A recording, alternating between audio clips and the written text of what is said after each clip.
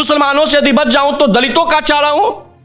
कांग्रेस ने दर्द दिए तब हमने कमल का फूल चुना, यूं ही जेल में डाले हमें भी कोई पड़ताल बिना।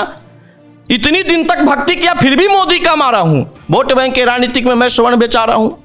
भरोसा किया अपने नेताओं पे यूं ही नहीं हारा हूं, अब भी चुप ही रखा मैंने तो मैं ही बड़ा नालायक हूं, वोट बैंक के राजनीतिक में मैं स्वर्ण बेचा रहा हूं। क्या सवर्ण होना सवर्ण के अस्तित्व के लिए अपराध हो गया है? क्या शिक्षा में जातिवाद को बढ़ावा देने का प्रयास किया जा रहा है? ये सवाल मेरे नहीं है, ये उन तमाम सवर्ण समाज के लोगों के हैं जो पिछले कई एक दिनों से उनके दिलो दिमाग पर उठते जा रहे हैं।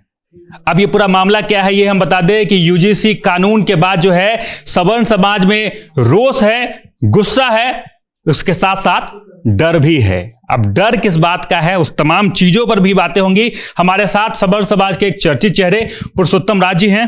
पुरुषोत्तम जी, यूजीसी कानून आ गया, वैसे तो कानून 2012 में आया था, इंप्लीमेंट हुआ है, डर लग रहा है क्या इस कानून? देखिए एक चीज बता देते हैं, चाहे जातिगत कानून आए या जातिगत आरक्षण आए, इन तमाम चीजों को नेताओं ने बना लिया है वोट बैंक का हथियार। अगर इस चीज का विनाश नहीं हुआ तो इस देश का तो विनाश होना तय है। हमको किसी से डर नहीं लगता है, लेकिन दुख इस बात का है कि जिसने एससी एसटी को प्रताड़ित किया आप उसके लिए भी कानून लगा दिए। भाई साहब, एससी एसटी को कभी सवर्णों ने प्रताड़ित नहीं किया है, एससी एसटी को कभी सवर्णों ने तबाह नहीं किया है। एससी एसटी कौम से जाकर के पूछिए कि सबसे ज्यादा आपको कौन तबाह किया है, तो ओबीसी वर्ग के रंगदार लोग, और उसके लिए भी आपको एक एक कानून ला दिए। तो तकलीफ इस बात से है कि ओबीसी को उसमें इंप्लीमेंट में बढ़ाया गया। निश्चित तौर पे वही लोग सबसे ज्यादा तंग करता है, उसी को इस कानून में आप ला दिए। तो हम सवर्ण समाज, आपने एससी एसटी जैसे काले कानून के ला करके थोपा, उससे ज्यादा नुकसान हमको नहीं हुआ।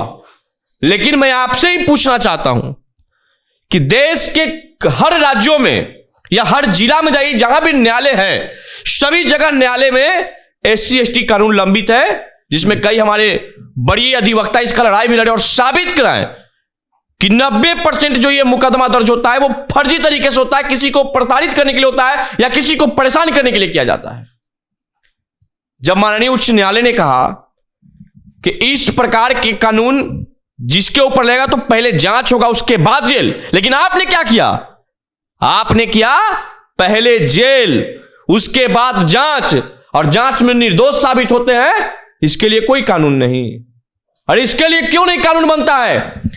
इस देश के अंदर कुछ लोग नारे देते हैं, ब्राह्मण भारत छोड़ो, किसी लोग राजपूत के पगड़ी पर सवाल खड़ा करते हैं, किसी लोग कायस्थ पे प्रश्न चिन्ह खड़ा करते हैं, किसी लोग हमारे आराध्य देवता परशुराम पे टीका टिप्पणी करते हैं, मनुस्मृति जला दिया जाता है। क्या मेरी जाति को अपमान नहीं होता है क्या? क्या हमारे जाति की भावनाओं को ठेस नहीं पहुंचता है क्या? क्या हमारे समाज के ऊपर ठेस नहीं पहुंचता है क्या? तो मेरे लिए कानून क्यों नहीं? अच्छा चलिए, हम सवर्ण कौन सा खेत जोत लिए हैं? हम सवर्ण कौन सा जमीन आपका कब्जा कर लिए हैं? हम वही सवर्ण है ना। अरे हम वही सवर्ण है, जब आपने राम मंदिर के लिए यात्रा को ललकारा, हम वही सवर्ण लाठी डंडे खा करके आपको सरकार में बैठाया। हम वही सवर्ण है जो सड़क पे भी लड़े आपके लिए और बूथ पर भी जाके आपके लिए मेहनत किया। मोदी जी आपको पता नहीं है क्या? अरे नमक का सरिया दीजिए महाराज, हम वही सवर्ण है। जब वाराणसी से आप पीछे चल रहे थे तो हम ही सवर्णों ने वोट देकर के आपको आगे बढ़ा करके फिर से सांसद बना दिया, सरकार भी बनाया। तो इन जिस सवर्ण समाज आपको सत्ता में बैठाया, जिस सवर्ण बिहार, मैं बिहार चाहता हूं, बिहार में भारतीय जनता पार्टी क्या औकात था? कैलाशपति मिश्र नहीं होते तो क्या भारतीय जनता पार्टी होता? भाजपा का कोई अस्तित्व नहीं था क्या बिहार में आपके हिसाब? आपको पता नहीं है क्या अस्तित्व है? कैलाशपति मिश्र जी का उस कार्यकाल कालखंड को याद करिए। भीष्म पितामह भारतीय जनता पार्टी के, ऐसे ही उनको नहीं कहा जाता है। अरे लालू जी के डर से कोई बोलता था? ये लोग जी, लालू जी से लड़ने वाला यह समाज है और ये समाज ने लड़के भारतीय जनता पार्टी को बिहार नहीं देश स्तर पे मजबूत किया। आप हम ही को कमजोर रहेगा कि 15 जनवरी से पहले ये आवाज क्यों नहीं उठी? क्योंकि ये नियम तो 2012 से लागू था, पहले भी उठना चाहिए था। किस प्रकार का नियम कॉलेज, स्कूल में, यूनिवर्सिटी में नहीं होना चाहिए? मैं अब इन्हीं से सवाल एक पूछना चाहता हूं। इन्होंने कहा कि समानता के अधिकार के इस प्रकार का कानून की आवश्यकता था। मैं आपसे ही पूछना चाहता हूं, मात्र 2 टूक की जवाब दीजिएगा साहब। आपने नारा दिया कि जब से भारतीय जनता पार्टी की सरकार इस देश में आया है छुआछूत खत्म हो गया। आपने ही कहा कि भारतीय जनता पार्टी की सरकार लाओ, 2045 तक भारत को विश्व गुरु बना देंगे। जरा भैया बताइए कि इस भारत को विश्व गुरु बनाने में यूजीसी कानून का क्या आवश्यकता था? इस भारत को समृद्ध और शक्तिशाली भारत बनाने के लिए यूजीसी कानून की क्या आवश्यकता था? थोड़ा अनपढ़ हम हैं, समझा दीजिए किसी बड़े पढ़े लिखे प्रवक्ता को टीवी पर बैठा करके जरा समझा दीजिए हमको आप कि आपने जो नारा दिया बटोगे तो कटोगे, ये क्या कर दिया आप? पास की कुछ गलतियां रही होंगी। कुछ बोर्ड का गठन हुआ था शिक्षा के लिए, बोर्ड का गठन हुआ था सबको समान शिक्षा के लिए। बोर्ड का गठन ये नहीं होता कि आप जात पात में बांट दीजिए। पास की कुछ गलतियां रही होंगी जिसके कारण ये नियम बनाना पड़ा। कुछ ना कुछ तो हुआ होगा ना, कुछ ना कुछ। अब ये गलती उनको नहीं दिखता है जो मनुस्मृति जलाया जाता है, ये गलती उनको नहीं दिखता है जो कहा जाता है कि ब्राह्मण भारत छोड़ो, ये गलती उनको नहीं दिखा जाता जब क्षत्रिय के मुरेठा पर सवाल खड़ा किया जाता है, नहीं दिखता है। अरे नहीं दिखता ये चीज, मतलब हमें हमारी भावनाओं को ठेस नहीं पहुंचता है क्या? राष्ट्रवाद का झोला टांगे मैं सवर्ण आवारा हूं, मुसलमानों से यदि बच जाऊं तो दलितों का चारा हूं।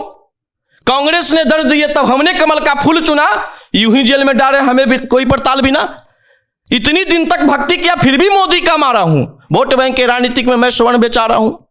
भरोसा किया अपने नेताओं पे यूं ही नहीं हारा हूं, अब भी चुपी रखा मैंने तो मैं ही बड़ा नालायक हूं, वोट बैंक के राजनीतिक में मैं स्वर्ण बेचा रहा हूं।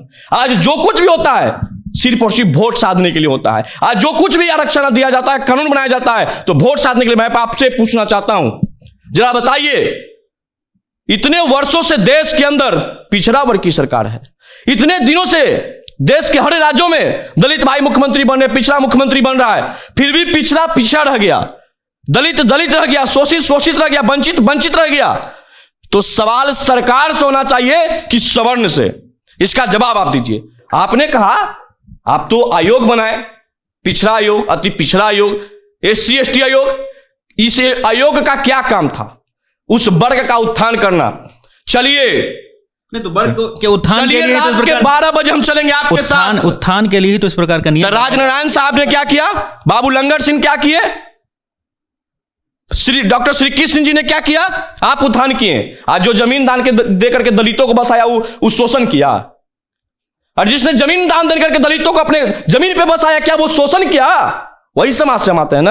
अगर हम जमीन दान नहीं दिए होते तो स्कूल अस्पताल नहीं बनता। जी ऐसी बात करेंगे तो लोग कहेगा कि सचमुच में लगता है कुछ एहसान कर दिए आप सब। एहसान नहीं, हमारा समाज के यहाँ एक परंपरा बना हुआ है। हमारे यहाँ शादी होता है, 5 पौनिया होता है, 5 जात के लोग होते हैं, उनके भरण पोषण का भी जिम्मेदारी हम लोगों को है। ये पूर्वजों ने बना के गए नियम, तो हमने सबका साथ और सभी का समावेशी विकास की बात हमारे समाज के लोग शुरू से करते आए हैं।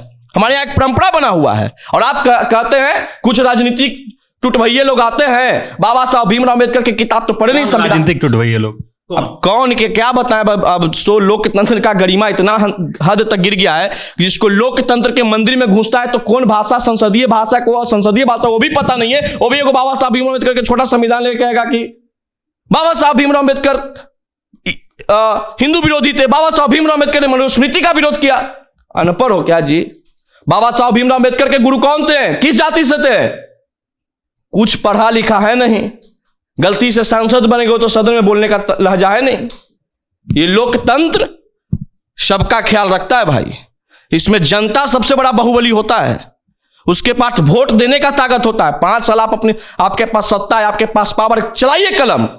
लेकिन जब ईवीएम बटन पर चलना शुरू हो जाएगा ना तो बड़े बड़े लोग का हौस उड़ गया है। मुझे लगता है कि ये जो यूजीसी कानून पास हुआ है, मतलब कानून तो पास पहले हो चुका था, जो इम्प्लीमेंट हुआ है उसके बाद इस कॉलेज और यूनिवर्सिटी में इस प्रकार की जो व्यवस्थाएं हैं और बदल जाएंगी, ब्लैकमेलिंग की। क्योंकि बहुत जगह मैंने पोस्ट देखा, लोग कहते हैं कि ब्लैकमेलिंग शुरू हो जाएगा। यही सुधांशु जी इसी बात पे माना चाह रहे थे, यही होगा जो आज SC ST कानून के साथ हुआ है। हमारे समाज के वैसे ऊर्जावान नौजवान जो पढ़ लिख करके किसी बड़े पद पे बैठ सकते थे, उनको साजिशन यूजीसी कानून के अंतर्गत फंसा दिया जाएगा, उनका भविष्य बर्बाद हो जाएगा, उनका सपना चकनाचूर हो जाएगा। यही योजना है, यही योजना है।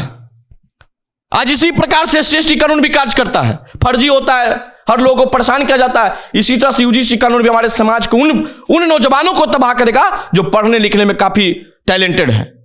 आगे क्या कदम उठाएंगे? चलिए, सोशल मीडिया तक तो खूब ज्यादा चर्चाएं होंगी। अगर मान लीजिए हम तमाम नेताओं से अपील करना चाहते हैं कि अगर आपको गरीब सवर्णों के बच्चों को संरक्षित करना है तो इस तरह की काला कानून को वापस लेने के लिए सरकार को मजबूर करिए और सदन में जोरदार आवाज उठाइए। अगर नहीं उठा पाए तो आपके बच्चे का भविष्य हम लोग भी बनने नहीं देंगे। आपका बच्चा सांसद और विधायक बनेगा और हमारे समाज के बच्चा के लिए कानून लाया जाएगा, आप लोग चुप मौनी बाबा बन जाएंगे। तो मौनी बाबा बनिएगा तो काम नहीं चलेगा, बोलना होगा।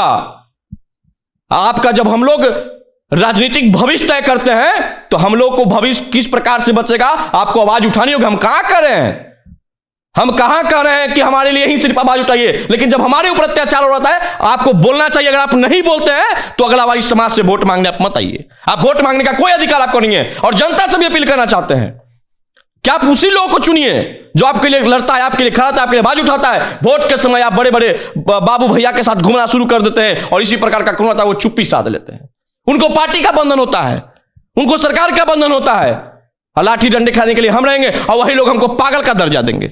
जब ईडब्ल्यूएस का लड़ाई हम जैसे नौजवान हर देश में लड़ रहा था, उसको क्या कहा गया, पगला गए हो। आज वही हमारा पगलपन का देने के 10% आरक्षण मिला और हमारे समाज के लाखों युवाओं नौकरी पा रहे हैं, उनकी बेरोजगारी दूर हुआ। आज मैं फिर वही पागल बन के कह रहा हूं कि लोकतांत्रिक तरीके से सड़क पे आंदोलन करेंगे। जैसे आपकी सरकार को बचाने के लिए हमने सड़क से लेकर बूथ तक की लड़ाई लड़ा, मैं अपनी भी स्वाभिमान बचाने के लिए, अपनी भी आत्मसम्मान बचाने के लिए इसी लोकतंत्र के हिसाब से, इसी कानून को मानते हुए, इसी संविधान को मानते हुए सड़क पर उतरेंगे। आपको कानून को वापस लेने पर मजबूर करा देंगे।